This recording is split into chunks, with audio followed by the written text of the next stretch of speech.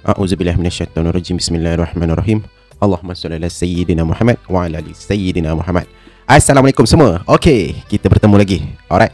Saya harap anda semua sentiasa dalam keadaan yang sihat walafiat dan sentiasa dipermudahkan segala urusan dunia dan juga akhirat. Sekiranya kalau anda suka dengan video-video saya ni, okey, jangan lupa untuk teruskan menyokong dengan tekan tombol like, share dan juga subscribe channel ni. Alright, jom kita dengarkan kisah yang menjadi kegemaran ramai, iaitu karya Tok Awangah, Siri Berkelahi dengan Syaitan, yang bertajuk untuk kali ini iaitu Dikejar Orang Tua Berserban Kuning.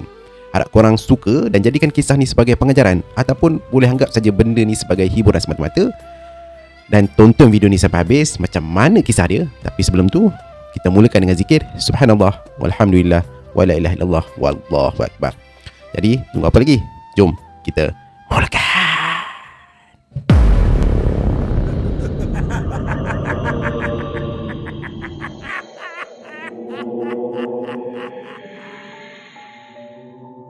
Masih ingat tak lagi anda semua dengan episod yang lepas, iaitu orang besar disunat kemaluannya angkara sihir jahat dari Bomoh Siam, iaitu kisah hebatnya ilmu seorang perawat yang bernama Ulung Bahar. Dan kisah ni ada sambungannya sebenarnya. Dan kalau nak diikutkan, kisah tu ustaz sendiri dapat daripada anak saudara Ulung Bahar ni, iaitu si Meon. Dari apa yang diceritakan oleh Meon, ustaz sendiri dapat menyimpulkan yang Ulung Bahar ni bukanlah seorang dukun yang mengamalkan cara perubatan tradisional. Kalau dukun dah tentulah dipakai macam-macam benda dah. Contohnya macam penggunaan bunga-bunga, bertih direndang, kemenyan dan sebagainya. Cara yang dilakukan oleh Ulung Bahar masa mengubat orang besar untuk episod lepas sama je macam yang pernah dilakukan oleh Pak Tua Mahat, Aki Sahak dan Tok Haji. Tapi berbeza sikit lah Tok Haji dengan Pak Tua Mahat dan Aki Sahak, sebab Tok Haji ni guru agama yang ada madrasah dia sendiri. Okay, kalau nak tahu apa watak-watak apa semua ni, bolehlah tengok dalam episod-episod yang sebelum ni. Alright. Dan sebab itulah ustaz ni sangat-sangat berminat nak bertemu muka dengan Ulung Bahar ni. Dah tentu banyak lagi kisah yang menarik pasal orang tua tersebut. Disebabkan ustaz ni teringin sangat nak jumpa Ulung Bahar, nak dijadikan cerita. Kira-kira jam 9 malam sampailah juga ustaz ni ke sana. Tapi waktu tu ustaz kena singgah rumah Meon ni dulu dekat Gombak. Jadi berbual-bual lah dulu mereka ni, sambil ustaz ni cuba-cuba nak korek sikit cerita dari si Meon. Hai, peliklah saya. Orang macam ustaz ni buat apa lagi nak jumpa Ulung Bahar, pak saudara saya tu? Kata Meon, sebaik saja ustaz masuk ke rumah dia. Kenapa cakap macam tu Meon? Orang macam tu lah patut kita jumpa. Orang tua banyak pengalaman, jelas ustaz. Lalu dia duduk sambil tertawa. Dan tiba-tiba isteri Meon pula datang menyampuk perbualan mereka ni. Tapi betul lah bang, saya rasa orang macam ustaz ni mesti Ulung Bahar tu nak sangat jumpa, kan bang? Isteri si Meon ni saja nak menyampuk. Apalah sangat dengan saya ni mana ada apa-apa. Kata ustaz, waktu tu dia jadi macam serba salah pula bila dikata macam tu. Sebenarnya ustaz ni baru je setahun kenal Meon dari seorang kawan. Kawan ustaz tu mengidap sakit lelah beberapa tahun, diceritakan lah. Meon jugalah yang bawa kawan ustaz tu berubat dengan Ulung Bahar. Alhamdulillah, lepas berubat penyakit lelahnya tu dah beransur baik sikit demi sikit. Lepas tu yang kawan ustaz ni, dia memperkenalkanlah pula ustaz kepada si Meon. Dan dari situlah ustaz dan Meon ni akhirnya bersahabat.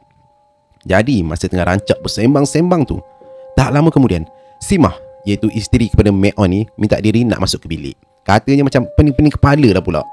Jadi tinggallah ustaz dengan Meon ni berbual-bual kosong. Pada mulanya ustaz tak berniat pun nak duduk lama-lama dekat rumah Meon. Tapi bila Meon ni dah buka cerita beberapa kisah yang melibatkan Ulung Bahar, ustaz pun apa lagi, jadi tertarik hati pula nak dengar. Menurut kisah daripada Meon, dulu kampungnya tu pernah diganggu dengan lembaga hitam yang menakutkan setiap malam. Lembaga hitam ni akan masuk ke dalam rumah dan mencabul wanita-wanita dengan ikut suka-suka hati dia. Kebanyakan wanita tu tak adalah diperkosa pun, hanya dibukakan pakaian. Lepas tu lembaga tu akan larikan diri. Satu kampung kecoh dibuatnya. Tapi ketua kampung tak nak laporkan pada polis, sebab orang-orang kampung nak tangkap sendiri siapa dalang yang melakukan perkara tu kutuk tu. Pernah terjadi seorang janda terjerit-jerit bila secara tiba-tiba datang satu lembaga hitam menjelma depan mata si janda ni. Tapi jeritan tu cuma sekali je. Lepas tu dia terus jadi macam orang bodoh kebingungan akibat dipukau dengan lembaga tersebut. Malang tak berbau, lembaga hitam tu dia buka habis pakaian janda tu sampai tak tinggal seurat benang pun. Dan sebelum lembaga tu lari, ditinggalkan je wanita tersebut dengan membuat satu panggahan kapur pada kemaluan janda tu. Satu malam sampai 5-6 orang kena ganggu. Lembaga ni dia tak peduli sama ada anak dara, janda ataupun isteri orang, semua diganggu. Lepas ditelanjangkan, lembaga ni wajib akan pangkah kemaluan wanita-wanita tersebut dengan kapur. Apa tujuannya tak pula diketahui. Anehnya, rumah-rumah yang berdekatan dengan Ulun Bahar tak pula diganggu. Dan kes ni pernah diadukan pada Ulun Bahar, tapi malangnya Ulun Bahar ni sendiri pun tak dapat nak bagi jawapan. Susah juga kalau kita nak perangkap lembaga hitam tu, sebab kita pun tak tahu rumah mana yang dia nak ganggu. Kalaulah kita tahu, mudahlah kita nak perangkap dia ni, kata Ulun Bahar ni. Tapi Ulung, apa tujuan sebenar lembaga hitam ni, Long? Buat kacau betul, tanya ketua kampung. Dia sendiri pening fikirkan suasana yang tengah melanda kampung mereka waktu tu. Biasalah, orang bila amalkan ilmu sesat, macam tu lah. Ilmu jenis orang tak ingat langsung dengan Allah, kata Ulun Bahar ni selamba je. Disebabkan hal tersebut, jadi tiap-tiap malam ketua kampung akan mengarahkan penduduk-penduduk kampung untuk berkawal malam. Tapi lembaga hitam tu macam dah tahu je dekat mana penduduk-penduduk kampung ni berkawal, dan dia akan datang mengganggu rumah yang jauh dari kawalan. Sebenarnya Ulun Bahar ni boleh je kalau nak perangkap lembaga hitam tu sekiranya dapat kerjasama dari penduduk-penduduk kampung. Tapi malangnya penduduk kampung ni sendiri tak nak bersatu bila diajak berkumpul dekat surau. Tujuan Ulun Bahar ni sebenarnya nak minta buat bacaan Yasin beramai-ramai supaya lembaga hitam tu tak boleh nak masuk mengganggu. Banyak khasiatnya kalau baca Yasin ni. Tapi itulah, sebahagian besar penduduk ni lebih memilih nak tangkap je lembaga hitam tu. Diorang ni nak tahu siapalah orang yang berani buat perbuatan terkutuk tu. Tapi Ulun Bahar tak terima bulat-bulat cadangan orang-orang kampung kalau nak tangkap lembaga hitam tu. Sebabnya Ulun Bahar ni dia nak ajar orang-orang kampung ni supaya jangan berdendam. Tapi orang kampung tetap dengan keputusan mereka ni nak tangkap juga. Jadi diorang ni gunalah cara yang lain nak tangkap lembaga tu dengan menggunakan khidmat seorang dukun bernama Pak Musiro. Menurut Pak Musiro ni sendiri, dia mendakwa dialah sebenarnya yang menjadi guru kepada lembaga hitam yang mengganggu orang-orang kampung tu. Tapi bukanlah guru yang sebenar-benar guru. Dari cerita Pak Musiro, dulu ada seorang pemuda telah datang menemui Pak Musiro ni nak belajar dan menuntut ilmu-ilmu gaib. Tapi bila ditanya siapa pemuda tu, Pak Musiro ni dia langsung tak nak beritahu. Nantilah, bila kita dapat tangkap orang tu, nanti kamu semua akan tahu. Aku tahu puncanya mungkin dari aku sendiri. Tak sepatutnya aku mengajarkan dia ilmu-ilmu gaib dulu, kata Pak Musiro ni macam kesal sangat. Pak Musiro ni dipercayai memiliki bermacam-macam ilmu yang tak terjangkau di akal. Pernah dulu masa zaman pemerintahan Jepun dulu, dia ni nak ditangkap oleh askar-askar Jepun. Tapi askar-askar Jepun tu langsung tak jumpa Pak Musiro ni. Dan masa zaman darurat pula, pasukan gerila komunis pun nak tangkap Pak Musiro ni, tapi tak dapat nak kesan dekat mana dia ni bersembunyi. Pernah satu hari tu, ada seekor babi hutan sesat mengamuk-ngamuk masuk ke kampung. Lepas tu babi hutan ni pergi serang pula beberapa orang penduduk kampung. Tapi apabila dia terserempak je dengan Pak Musiro, si babi ni, babi hutan ni dia jadi macam berpusing-pusing nak cari Pak Musiro bila dia nak cuba menyerang. Langsung tak jumpa.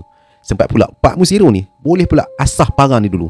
Lepas tu dia pergi tetak kepala babi tu sampai babi tu tersungkur mati. Macam itulah hebatnya kehebatan Pak Musiro ni. Dan sebab itulah si pemuda ni teringin sangat nak mempelajari ilmu gaib dari orang tua tersebut. Ilmu gaib macam mana yang kamu nak belajar ni? Tanya Pak Musiro. Alah, apa-apa ilmu lah Pak. Kalau boleh, saya nak belajar semua ilmu gaib yang ada pada Pak Musiro. Boleh ke? Macam mana nak cakap ya? Macam ni lah, aku nak beritahu kamu ni, ilmu gaib tu ilmu jahat. Kalau kamu tak pandai guna, buruk pada dia. Tapi kalau kamu nakkan ilmu tu supaya tak ditemui musuh, ada satu amalan ni. Aku boleh bagi. Kau boleh buat amalan dari surah Yasin, surah ayat 9. Surah Yasin Pak? Tapi saya ni bukannya ada musuh, kata pemuda ni tersengih-sengih. Jadi disebabkan pemuda ni terlalu mendesak nak belajar juga, Pak Musiro ni adalah bagi tahu satu ilmu yang paling susah nak dibuat. Tapi dengan harapan pemuda tu tak jadilah nak teruskan niatnya tu. Lagipun Pak Musiro bukanlah bersungguh-sungguh nak mengajar pun. Waktu tu dia menerangkanlah satu perkara yang dia sendiri sebenarnya tak pernah buat. Pendek kata, apa yang dicakapkan oleh Pak Musiro tu hanyalah rekaan semata-mata. Jadi lepas habis Pak Musiro ni bagi penerangan, terus Pak Musiro ni bersuara. Macam itulah caranya. Kalau kau berani, cubalah. Okey, boleh Pak. Saya sanggup. Tapi saya nak cuba macam mana Pak? Aku ingat lebih baik tak payahlah. Tak usahlah, kata Pak Musiro ni. Sambil-sambil tu dia mencari akal lagi. Apa lagi cerita yang nak dia reka lagi. Habis cerita dah ni dia temerang, tapi si pemuda ni tetap nak belajar juga. Alah, tak apa Pak, demi ilmu ni saya sanggup buat apa pun Pak. Tolonglah Pak, tegas pemuda tu. Akhirnya Pak Musiro ni dapat satu akal. Dia percaya tentu pemuda ni tak sanggup nak buat. Memang kalau orang yang ada waras fikiran mesti akan rasa tak munasabah dengan apa yang disebutkan oleh Pak Musiro ni. Macam ni lah orang muda, kalau kau sanggup buat, aku bagi tahu. Macam ni, bila ada orang mati, kamu pergi ambil habuk papan liang lahat tu, kamu bakar dan kamu ambil abu dia. Lepas tu kamu nampak kalau ada mana-mana pengurusan jenazah ni tengah dimandikan, kamu pergi bawah rumah orang tu. Tapi pastikan air masa mandian jenazah tu jatuh kat tempat kau berdiri. Masa mayat tu dimandikan dan airnya jatuh pada tubuh kamu tu, pastikan kamu taburkan abu papan yang kamu dah bakar tu. Lepas tu kamu letak siap-siap atas kepala. Dengan erti kata lain, kamu kena mandi air mandian jenazah tu. Kamu faham? Kata Pak Musiro tersengih-sengih, sebab pemuda tu dah macam percaya sangat dengan apa yang dia cakap. Ish, mandi air jenazah? Tapi lepas tu saya nak buat apa pula? Alah, kalau ada apa-apa makhluk ke jin ke datang, kamu curilah apa-apa saja barang dia. Oh, okey. Lagi Pak?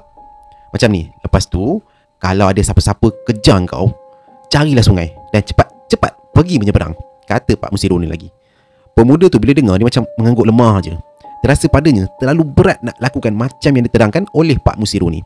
Tapi dia tak sedar yang Pak Musiro ni olok-olok je nak melemahkan semangat dia dari meneruskan cita-citanya tu nak belajar ilmu gaib. Bagi Pak Musiro, orang yang akan mengejar sekiranya pemuda tu meneruskan cita-citanya mestilah keluarga si mati tu nanti. Tentulah keluarga si mati ni akan marah bila tahu ada orang yang melakukan perbuatan terkutuk tu masa si mati ni nak dimandikan dulu. Tapi lepas tu Pak Musiro tak tahu apa yang jadi kat pemuda tu lepas perjumpaan mereka berdua ni. Cuma bila orang-orang kampung gempar dengan kejadian lembaga hitam mengganggu dan ceritakan kisah tu pada Pak Musiro, itu yang Pak Musiro ni mula teringatkan pemuda tu. Bagi Pak Musiro memang pelik, susah sangat nak tangkap. Maksudnya hanya orang yang melakukan ilmu halimunan je yang boleh hilang dari pandangan orang ramai.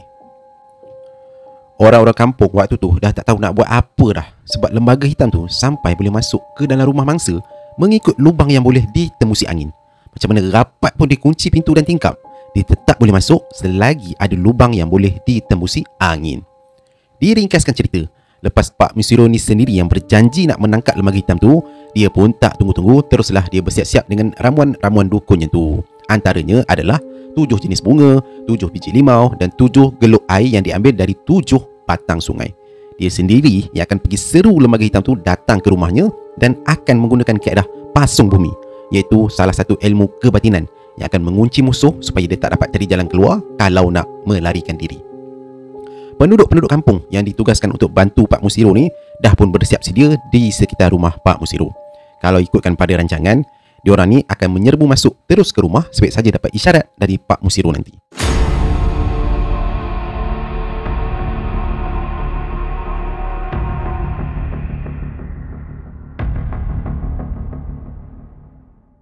Kira-kira jam 9 malam, Pak Musiro pun mulakanlah tugasnya. Dia mencucurkan 7 batang lidi kepada setiap biji limau dan direndamkan ke dalam 7 geluk yang berisi air dan 7 jenis bunga. Kemudian Pak Musiro membakar kemenyan sambil mulutnya terkumat-kamit membacakan mantra-mantra. Lama dia baca mantranya tu, dan secara tiba-tiba, sekelip mata je, Pak Musiro ni terus hilang dari pandangan orang ramai. Hilang terus tak tahu ke mana. Cuma tak lama lepas tu, sekali-sekala akan macam terdengar bunyi seolah-olah macam ada pergaulitan dekat sekitar rumah Pak Musiro ni. Meon, iaitu anak saudara ulun bahar, waktu tu dia antara orang yang ditugaskan oleh Pak Musiro untuk membakar kemenyan kalau Pak Musiro ni hilang. Dia dah beritahu dah awal, kalau hilang bakar kemenyan. Dan masih hilang je Pak Musiro, Meon ni cepat-cepat terus bakar kemenyan yang dah siap dicampi tu. Ketika tu orang ramai nak tolong pun tak boleh sebab tak nampak sesiapa atau kat mana tempat bergelut tu terjadi. Cuma boleh nampak barang-barang dalam rumah je dah jadi macam tunggang langgang, macam dirempuh. Masing-masing dah mula cemas. sebab tak tahu siapa yang akan tewas dalam pergelutan tu. Dalam masa tengah ternanti-nanti tu, tiba-tiba Pak Musiro ni terpelantin di hadapan mereka. Bam! Pak Musiro ni terjatuh, entah datang dari mana. Termengah-mengah Pak Musiro ni macam tengah menahan kesakitan. Mulutnya kelihatan berdarah dan seluruh badannya cala-bala. Nampaklah Pak Musiro ni terbaring terus atas lantai dalam keadaan dia langsung tak sedarkan diri. Orang-orang kampung jadi cemas bila nampak Pak Musiro ni tak sedarkan diri. Mungkin dipercayai dia ni tengah bergelut dengan lembaga hitam yang mengganggu penduduk-penduduk kampung selama ni. Tak sangka Pak Musiro sendiri pun akhirnya tewas. 2 hari jugalah Pak Musiro ni tak sedarkan diri. Nafasnya sampai berombak-ombak. Kuku kaki dan tangannya pula sampai jadi lebam. Jadi bila melihatkan keadaan Pak Musiro ni yang dah semakin tenat, Mek On ni pun suruhlah isteri Pak Musiro ni supaya panggil pak saudaranya tu, iaitu Ulung Bahar. Orang-orang kampung selama ni taklah menganggap Ulung Bahar ni sebagai dukun, tapi sebagai orang tua yang banyak pengalaman je. Lagipun Ulung Bahar ni sendiri tak suka orang panggil dia dukun macam Pak Musiro ni. Jadi dipendekkan cerita, datanglah Ulung Bahar ni untuk tengok-tengokkan keadaan Pak Musiro ni. Dan jiran-jiran masih lagi ramai berkumpul dekat rumah Pak Musiro. Ketua kampung pun ada. Sebab mereka semua ni rasa macam terhutang budi dengan Pak Musiro yang sanggup menyambung nyawa nak selamatkan penduduk kampung tempoh hari. Dan masa Ulung Bahar ni tengok, dia pegang-pegang kepala Pak Musiro. Dia tengok kesan cala-bala dekat tubuh Pak Musiro ni sampai dah jadi makin lebam-lebam, hitam badan dia. Allahu Akbar, Musiro. Nasib baik dia ni sebenarnya masih bernasib baik. Kalau ikut pada pandangan mata aku, dia ni dah nak berjaya dah. Tapi tak ada orang nak tolong. Musuhnya tu dulu hampir kalah. Tapi apa yang aku nampak, ada bantuan lain yang datang, kata Ulung Bahar ni macam kesal. Kekesalan yang terpancar dekat mata Ulung Bahar ialah orang-orang kampung cuma berharap Pak Musiro ni semata-mata. Tapi tak boleh nak disalahkan juga, sebab diorang ni pun tak tahu macam mana tolong bila seseorang macam Pak Musiro ni tengah menentang gangguan setan. Tapi menurut Ulung Bahar, kalaulah ada salah seorang daripada mereka ni azan ke apa, dah tentu Pak Musiro ni lebih mudah nak jalankan tugas dia. Disebabkan tak ada sokongan macam tu lah, Pak Musiro ni dapat ditewaskan. Macam ni lah, minta aku air sejuk segelas. Mek On, kamu pergi ambil wuduk sekarang, perintah Ulung Bahar. Tak tangguh-tangguh, Mek On ni terus bangun. Dia ambil wuduk cepat-cepat. Mek On, kamu azan sekarang dan jangan berhenti selagi aku tak suruh. Dengar ya, kata Ulung Bahar ni lagi sambil dia capai gelas yang dihulukan oleh isteri Pak Musiro. Mek On pun azan macam yang disuruh oleh Ulung Bahar. Sampai 10 kali Mek On ni azan, barulah disuruh berhenti. Masa ni nampak Ulung Bahar ni dia tenung ke dalam gelas dekat depannya tu. Dan lepas tu Ulung Bahar tersenyum sikit bila dia renung masuk balik ke dalam gelas. Ish, bodoh. Itu je kata-kata yang terkeluar dari mulut Ulung Bahar. Tiba-tiba je. Lepas tu diorang nampak Ulung Bahar ni pula macam terkumat-kamit dengan mata dia terpejam rapat. Yang sebenarnya di sudut pandangan mata batin Ulung Bahar, rupa-rupanya dia menjerit bodoh tu sebab dia dah nampak siapa orangnya. Orangnya tu, itulah dia Jalid. Jalid ni ialah abang kepada Mek On ni sendiri. Dan apa yang dia nampak, si Jalid ni sedang diubati oleh seseorang lelaki tua berserban kuning. Dan apa yang Ulung Bahar ni nampak semuanya dalam pandangan mata batinnya. Dan waktu ni, lelaki tu berserban kuning ni, dia berjubah kuning macam kain Sami Buddha. Dan apabila mereka berdua ni nampak je Ulung Bahar dekat alam mati ni, diorang ni cuba nak larikan diri. Masa ni Ulung Bahar nampak Pak Musiro pun ada dekat alam mati ni, dan dia dah tunggu depan muka pintu. Ketika ni berlakulah satu insiden bertarik-tarikan. Sebelah tangan Jalid ni ditarik oleh orang tu berserban kuning tu, manakala sebelah lagi ditarik oleh Pak Musiro. Kau ajar dia jadi jahat, pekik Pak Musiro. Sambil tu dia tendang dada lelaki tua berserban kuning tu. Oi Musiro, bukankah kau yang suruh dia datang ke aku? Lelaki tua tu mengejek. Aku tak pernah suruh lah. Jangan pula kau nak berdalih Musiro. Kau yang suruh dia datang belajar dengan aku. Sekarang kau nak pusing cerita. Nah, ambil kau, kata lelaki tua berserban kuning tu sambil dia tampar muka Pak Musiro yang masih memaut tangan Jalid ni. Sementara Jalid dia pula jadi macam bengong. Dia tak tahu nak buat apa-apa sebab tangannya dah dipegang oleh orang tua berserban kuning dengan Pak Musiro. Dia duduk tengah-tengah. Terkejut jugalah Pak Musiro bila kena tuduh macam tu. Sedangkan dia tak pernah suruh pun Jalid ni menuntut dari siapa-siapa. Semua pertengkaran ni dilihat oleh Ulung Bahar dari pandangan mata batinnya. Tapi yang menerima akibat dari pertentangan tu ialah Jalid dan Pak Musiro ni sendiri. Diorang berdua ni je yang cedera, manakala lelaki tu berserban kuning tu macam tak menanggung apa-apa kecederaan. Setiap tendangan kaki Pak Musiro yang singgah ke dada lelaki tu, semuanya macam terus menuju ke dada Jalid ni pula. Seolah-olah macam Jalid ni jadi pelindung lelaki tu berkenaan bila Pak Musiru ni nak buat serangan. Jalid, cakap, siapa yang suruh kau datang jumpa aku? Kata orang tu bersama kuning tu. Pak Musiru, kamu jangan nak menipu Jalid. Marah betul Pak Musiru bila Jalid tuduh dia macam tu. Betul lah Pak. Bukan ke Pak Musiru yang suruh aku curi kulit papan dari papan Lian Lahat? Pak Musiru yang suruh aku bakar. Lepas tu Pak Musiru suruh aku ambil abu dia, suruh aku mandi air mandi mayat lah. Lepas tu suruh aku taburkan kulit ke kepala aku lah. Tak ke tu Pak Musiru yang suruh aku? Cukup Jalid, cukup. Jangan cakap macam tu, kata Pak Musiru ni marah. Merah padam muka dia bila mengingatkan balik peristiwa yang dia menipu Jalid yang bersungguh-sungguh nak belajar ilmu gaib ni dulu. Cuma sebenarnya dia tak sangka rupa-rupanya Jalid ni betul-betul buat macam apa yang dia suruh. Padahal dia cuma mereka-reka je supaya Jalid ni lemah semangat. Memang Pak Musiru tak jangka langsung yang Jalid ni dah nekat cuba macam apa yang dikatakan oleh Pak Musiru. Tapi boleh jadi juga ilmu tu menjadi, sebab ilmu yang dituntut mestilah atas keyakinan diri sendiri. Sama ada ajaran guru tu betul atau salah, itu belakang cerita. Itulah pendirian Jalid. Bila diikut je peraturan yang disuruh oleh Pak Musiru, kalau nakkan ilmu menghilangkan diri, memang betul-betul menjadi. Cumanya Jalid ni dah salah menuntut ilmu.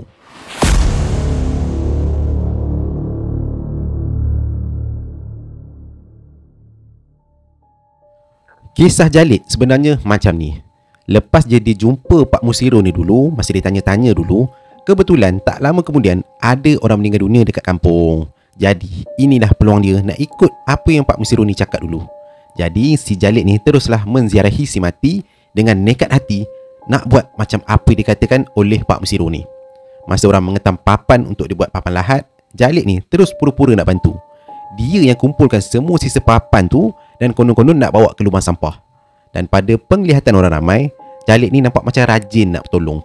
Dan kat situ dia mula bakar sampah papan tu tadi. Abunya tu dia bungkus dengan sapu tangan. Lepas tu dia tunggu pula mayat dimandikan dekat atas rumah kira-kira jam 12 tengah hari. Orang ramai tak ada siapa pun yang sedar waktu tu yang Jalid ni dah pun mencangkung dekat bawah rumah, memang betul-betul bertentangan dengan jenazah yang nak dimandikan. Kemudian air mandian jenazah tu terus tepat jatuh ke kepala Jalid yang dah ditaburkan dengan abu sampah papan liang lahat tu.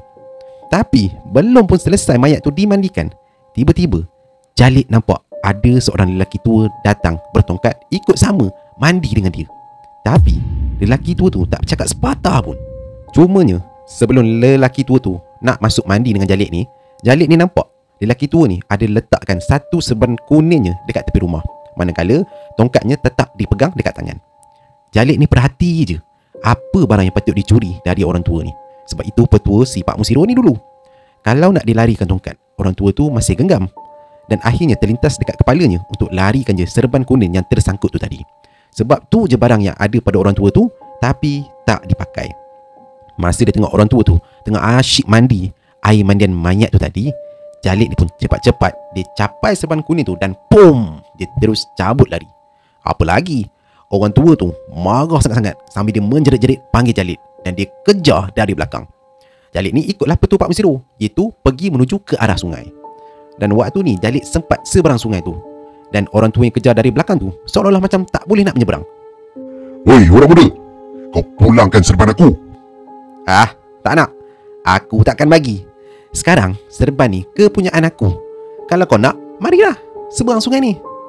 Tapi orang tua tu diam je. Lepas tu tiba-tiba dia tersenyum menyeringai. Dan kemudian dia mula bersuara. Orang muda, sebenarnya aku memang nak bagi pada engkau. Memang aku tahu kau berhajat sangat nakkan ilmu gaib kan? Kau boleh pakai serban tu, tapi ada syaratnya. Syarat? Apa syarat dia? Senang aja. Kalau aku tak ikut syarat kau, aku ambil balik serban tu. Aku tak percaya. Jalid cuba mengelak dari syarat yang nak dikenakan oleh orang tua tu. Dan kemudian orang tua tu tiba-tiba tundingkan jarinya ke arah Jalid.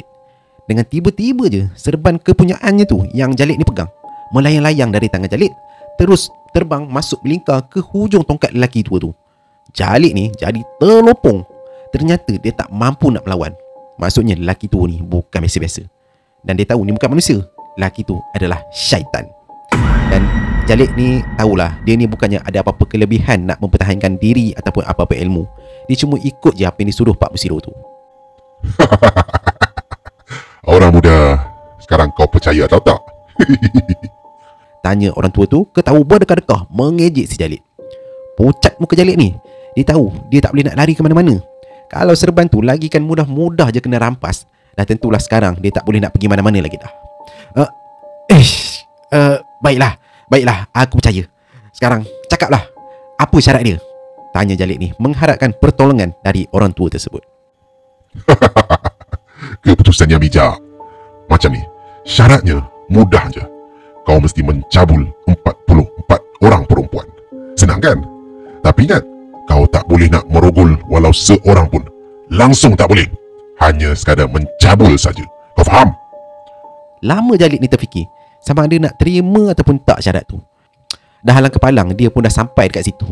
Apa lagi, diikutkan je lah. Lagipun syarat tu je pun, tak ada syarat lain. Tapi ingat orang muda, 44 orang perempuan dalam masa 2 minggu. Baiklah, aku sanggup terima syarat kau. Bagus. Sekarang, kalau kau nak buat benda tu, kau mesti tandakan sebagai bukti kau dah mencabul perempuan tu. Baiklah, aku terima dan aku setuju. Dan kemudian serban kuning tu dipulangkan semula kepada Jalid. Dan kemudian Jalid pakaikan je dekat kepala dia. Dia rasa macam diri dia macam boleh berlari selaju-lajunya.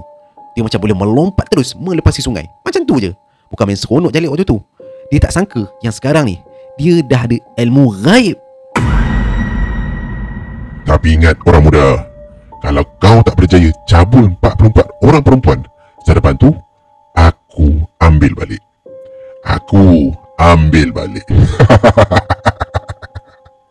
Bagi tahu orang tua tu, sambil tu dia menghilangkan diri perlahan-lahan dari pandangan Jalid. Dan untuk memenuhi tuntutan itulah Jalid akhirnya terpaksa melakukan perintah orang tua berjubah dan berserban kuning tu. Apabila dia balik ke rumah hari tu, ada juga dia nampak adiknya tu, iaitu si Meon, tengah mengembala lembu masuk ke kandang. Jadi dia cubalah nak test ilmu dia. Jalid cuba panggil Meon, tapi Meon macam berpusing-pusing cari suara Jalid ni, macam tak jumpa. Tapi bila serban tu ditanggalkan je, barulah si Meon ni nampak abangnya si Jalid ni. Macam itulah kisahnya si Jalid ni. Dan sejak itulah kegemparan berlaku di kampung mengenai lembaga hitam mengganggu perempuan. Setiap malam, sekurang-kurangnya 3 atau 4 perempuan akan dicabul saja tanpa dinodai. Dan kemaluan mereka ni pula akan dipangkah dengan kapur.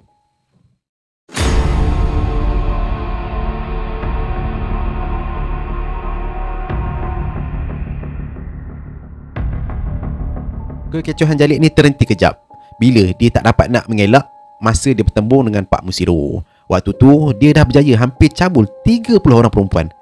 Dan waktu ni secara tiba-tiba dia rasa diri dia macam diseru oleh Pak Musiro. Waktu ni berlakulah masa Pak Musiro ni cuba nak lawan dengan si Jalid ni. Dia cuba nak seru siapa lembaga hitam tu. Maka berlakulah pertarungan antara Jalid dan Pak Musiro ni. Jalid sikit lagi nak tewas, tapi bila nak menyerah kalah je, tiba-tiba datang balik orang tua yang serban kuning tu menjelma depan mereka ni. Orang tua tu marah-marah Jalid. Sambil tu dia perintahkan Jalid supaya teruskan je lawan Pak Musiro. Jangan menyerah kalah. Terpaksalah Jalid ni aku, dan dia cuba tentang lagi Pak Musiro ni. Tapi setiap kali dia bagi tentangan, serangan Pak Musiro ni terlalu keras. Dia tak dapat bertahan dari serangan Pak Musiro. Mojolah orang tua serban kuning tu datang tolong dia. Orang tua serban kuning ni meresap masuk dalam tubuh Jalid. Lalu mereka sama-sama menyerang Pak Musiro.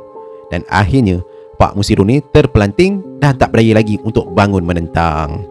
Dan macam itulah kisahnya macam mana Pak Musiro ni boleh tewas di tangan mereka berdua ni. Jalid sendiri ni pun dah cedera parah. Dekat alam batin, cederanya tu diubati oleh orang tua serban kuning tu.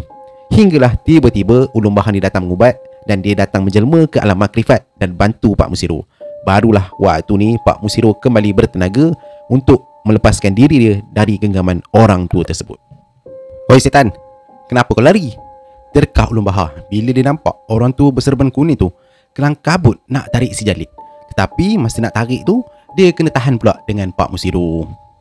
"Hei setan, kau takut dengan aku kan?" kata ulun bahar lagi. Sambil tu dia menghentakkan tumit itu ke lantai rumah Jalid. Bam bam bam. Terpekik-pekik Jalid ni bila ulun baha ni menekan tumitnya ke lantai. Orang tua berserban kuning tu ketawa berkedekah bila nampak si Jalid ni terpekik-pekik. Kau takkan menang, Baha. Ejek orang tua tu cuba nak menyakitkan hati ulun baha ni. Waktu ni Pak Musiro masih lagi berpaut tangan si Jalid. Dia tak berjaya nak lepaskan Jalid dari genggaman orang tua serban kuning tu. Kalaulah Pak Musiro ni dapat lepaskan tangan Jalid, tentulah mudah bagi mereka nak menyerang orang tua tu tadi. Ternyata syaitan yang menjelma sebagai orang tua tu berjaya menggunakan Jalid sebagai pelindungnya apabila diserang oleh Pak Musiro dengan ulun baha. Tapi ulun baha ni bukanlah semudah tu nak kalah dengan syaitan. Dia tak putus asa nak bantu bila nampak Jalid ni sebenarnya dijadikan alat je sebagai pelindung syaitan tu. Ulun baha pun terus dia azan sekuat-kuat hati dia hingga menggegarkan kawasan rumah Jalid. Dah macam gempa bumi dah. Pak Musiro tetap berpaut pada tangan Jalid walaupun gegaran tu bertambah kuat. Sebab Pak Musiro pun rasa kesan daripada azan si ulun baha ni. Tak, Pak Musiro, kuatkan zikir kau. Kuatkan je zikir kau. InsyaAllah kau boleh berdiri dengan elok. Pak Musiro waktu tu terdengar ulun baha macam membisikkan sesuatu dekat telinganya. Pak Musiro terus mengangguk. Dia berzikir elok-elok, kemudian dia mengingatkan kudrat dan iradat Allah. Masa inilah dia rasa macam gegaran tu lagi macam tak menyusahkan dia dah. Pak Musiro terselamat dari gangguan gegaran akibat laungan azan daripada ulun baha tu tadi. Tapi orang tua tu memang dapat rasalah kesan daripada azan ni. Dia nampak macam terhumban ke kiri ke kanan, langsung tak boleh nak berdiri.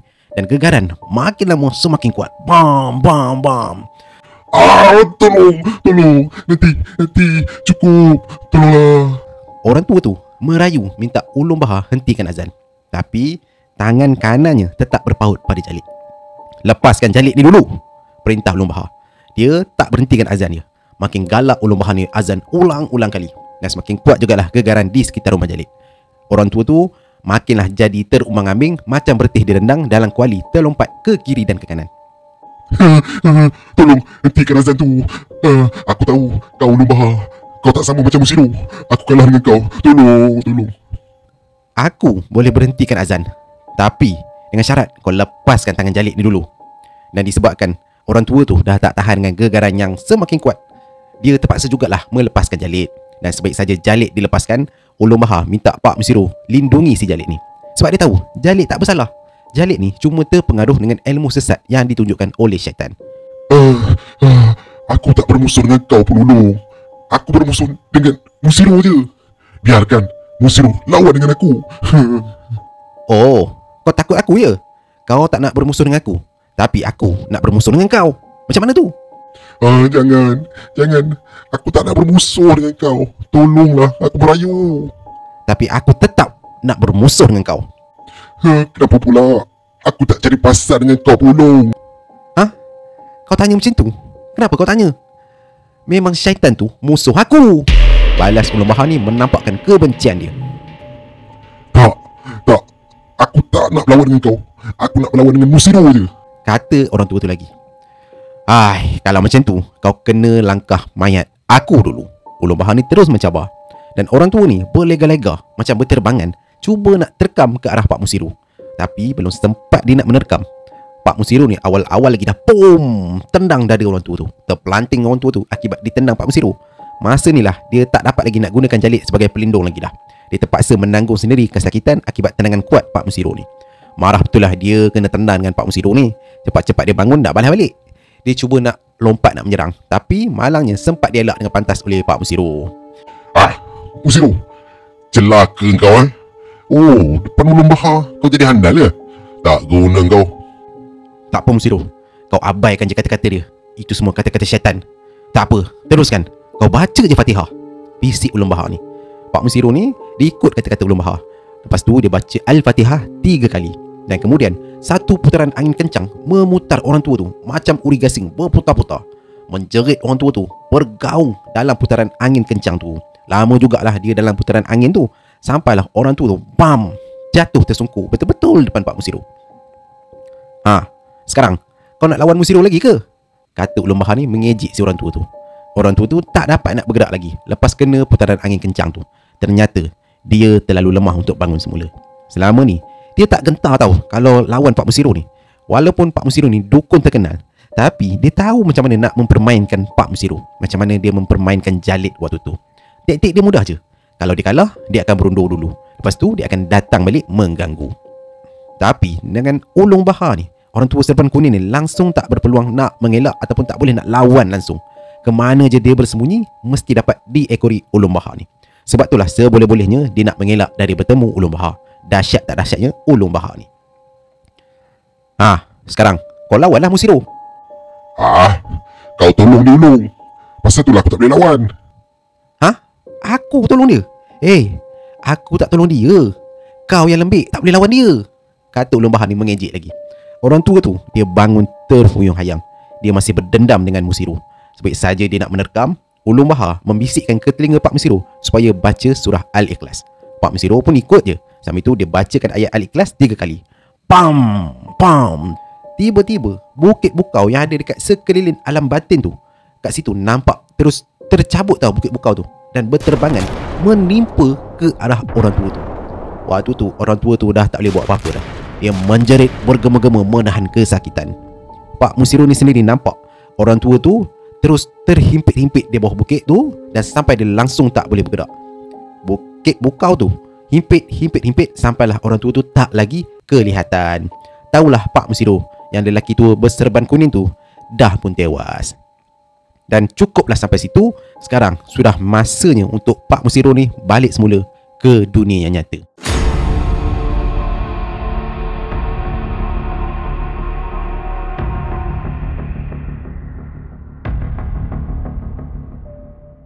Dan apabila Pak Musiro ni buka mata perlahan-lahan, dilihat Ulung Bahar dah ada dekat sebelah. Tersenyum je tengok Pak Musiro ni. Masa dekat rumah Pak Musiro malam tu, tiba-tiba seorang lelaki datang. Lelaki tu adalah Pak Kadut, iaitu ayah Mek On ni datang ke rumah. Katanya Jalid yang ada dekat rumah tu tiba-tiba macam kena serang sakit nafas. Secara orang kata kronik lah, nampak macam dah teruk sangat dia, macam nak mati sangat, rupa macam dah nazak betul-betul. Dan disebabkan Pak Musiro ni masih lagi sakit, baru nak pulih, Ulung Bahar ni tawarkanlah diri nak tolong Pak Kadut. Sebabnya Ulung Bahar dengan Pak Musiro tahu Jalid tu lah punca segala-galanya benda ni berlaku. Tapi diorang tolong je Jalid ni sebab diorang tahu Jalid nanti pasti akan balik pulang ke pangkal jalan. Jadi Ulung Bahar dia mendoakan segelas air dan disuruh Pak Kadut bawa air tu bawa balik. Dipesan air tu kena minum pada Jalid dan disapukan dekat dadanya. Alhamdulillah, dengan izin Allah, Jalid yang dekat rumah tu, yang dah macam nazak sesak nafas tu, sembuh serta merta. Macam tu lah ceritanya Ustaz. Cerita hebat tak hebatnya Ulung Bahar masa dia bantu abang saya si Jalid ni dulu. Kata si Mek On ni mengingatkan balik semula kisah abangnya yang tersalah menuntut ilmu halimunan. Waktu ni memang seronok betul Ustaz masa dengar kisah-kisah si Ulung Bahar ni. Memang kalau boleh dia teringin sangat nak jumpa Ulung Bahar ni sekarang juga.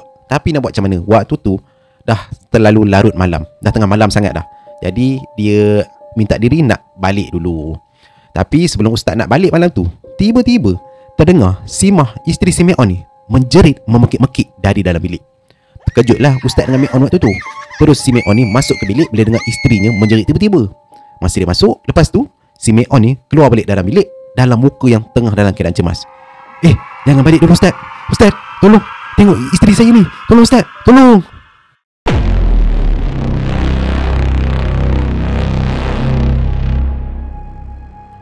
Okey, baik. Alhamdulillah, tamatlah sudah episod untuk siri Berkelahi dengan Syaitan karya dari Tok Awang Angah.